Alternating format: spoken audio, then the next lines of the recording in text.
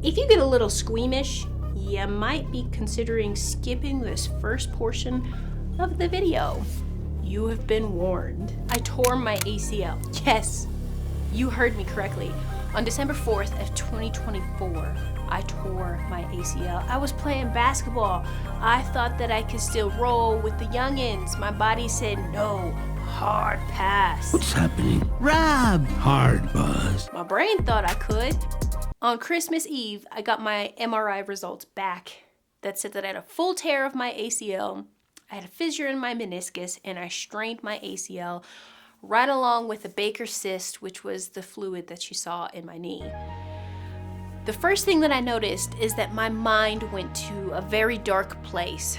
I immediately started to go down the rabbit hole of negative thinking about what I would not be able to do and how much I'd be losing out, and all of the progress that I made over the past 6 months is now down the drain.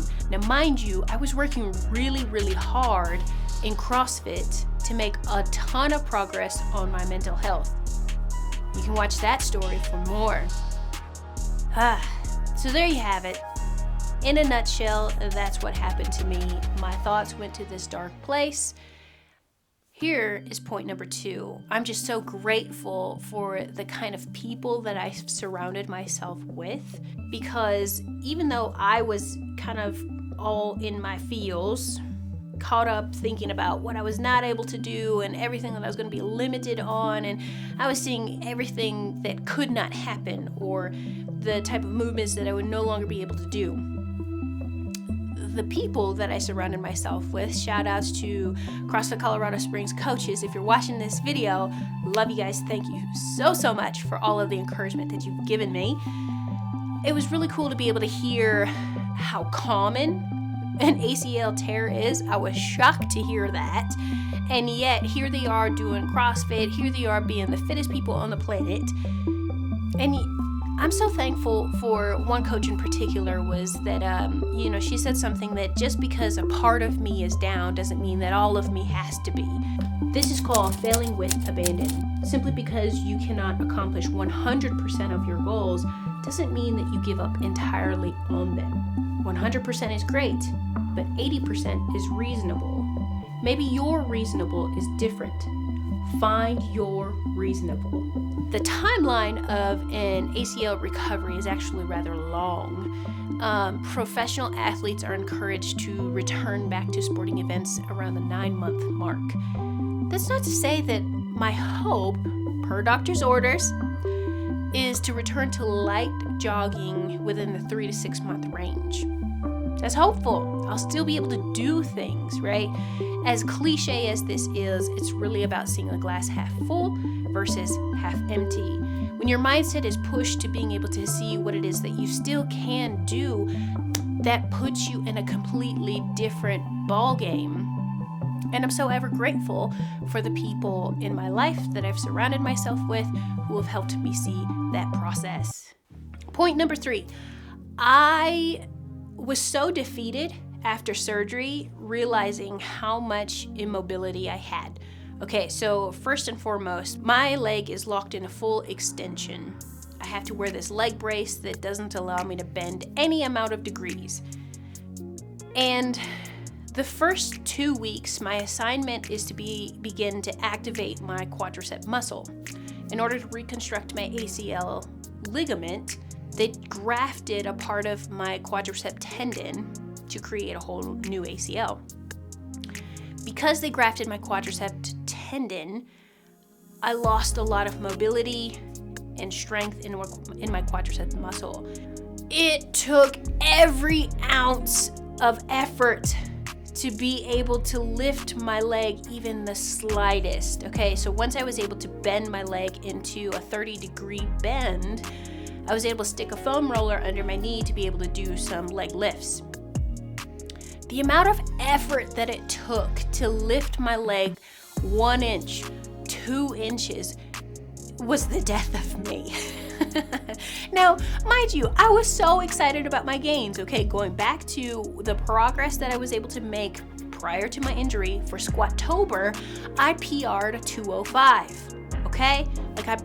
Again, a 205-pound squat. That was my best, my personal record. To struggle to lift my heel 1 to 2 inches was the death of me.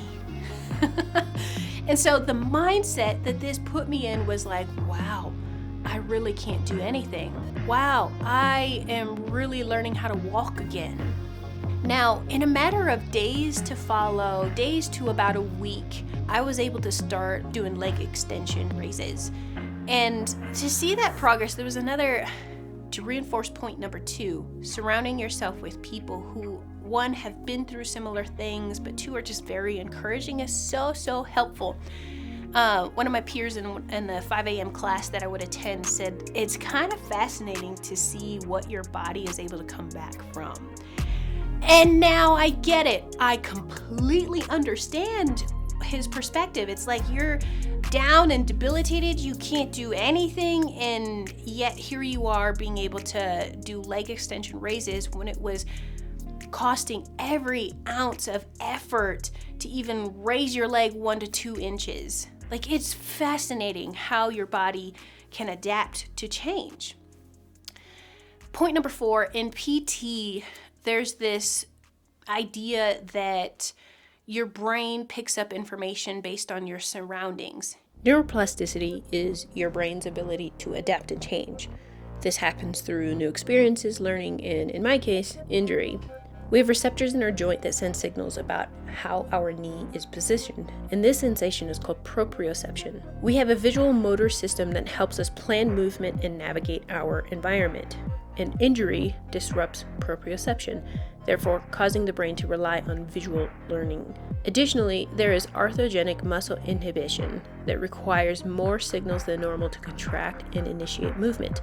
Because there's so much brain power that goes into making simple movements, you lose the ability to make last-minute adjustments and move automatically.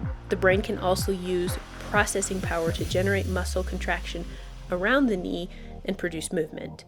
So, to help prevent these consequences, my rehab aims to address neuroplastic changes from injury. I'm doing this by adding visual motor training, basically scanning the environment to produce movement in response.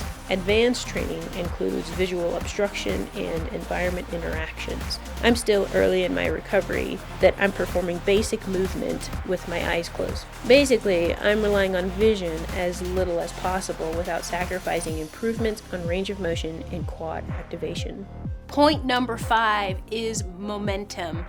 Because I've been seeing my body be able to do different things, and because I've been seeing myself meet milestones, I have now created within myself this hunger for more.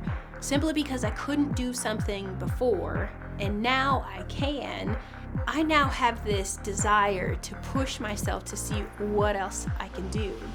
This reminds me a lot about an excerpt that Ali Abdaal writes in his book, Feel Good Productivity. It actually comes from Sir Isaac Newton's law of inertia. However, Ali Abdaal makes this claim that the law of inertia applies just as much to productivity as it does to physics. He claims that inertia flattens our emotional landscape. It makes us feel helpless and stuck and saps our feel-good emotions, but we can't overcome it. He talks about how if you would imagine you're about to cycle down a hill. You've got your helmet on, your gears are well oiled, and you're itching to get started. There's just one problem. You need to cycle uphill a little before you get to the long slope down. It's going to take a burst of energy to get over the hump, and exerting energy might not be the most pleasant thing in the world, but once you've overcome it, you'll be cycling downhill, the wind in your hair, feeling better than ever, and gliding on home. As Newton recognized, it takes way more energy to get started than it does to keep going. When you're doing nothing, it's easy to carry on doing nothing. And when you're working, it's much easier to carry on working. If you've made it this far, you're a real one. I hope that you've enjoyed hearing a little bit about my journey. If you're interested for more, be sure to subscribe to my YouTube channel. If you know anybody who has faced a major injury, it doesn't have to be related to an ACL or meniscus. A lot of the mindset struggles that I was talking about still apply, and they could benefit something from it. If there was something in this that spoke to you, be sure to like this video, share it with anybody that you feel can benefit from it, and I will see you in the next one. Thanks for tuning in.